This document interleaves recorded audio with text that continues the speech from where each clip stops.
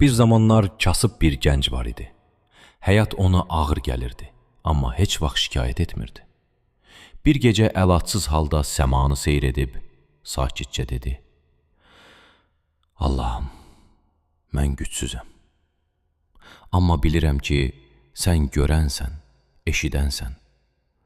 Mənə bir yol göstər. O gecə gənc dua edib yatdı.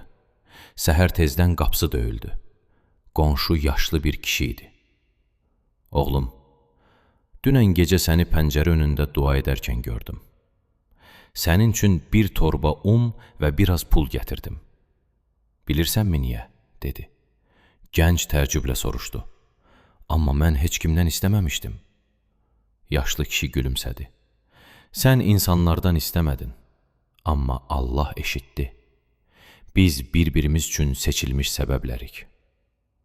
Gənc o an anladı ki, insan bəzən məni görən yoxdur sanır, amma Allah hər gecikən duanı doğru zamanda cavablandırır. O gün gənc göz yaşları içində dedi: Demək ki, mən tək deyildim.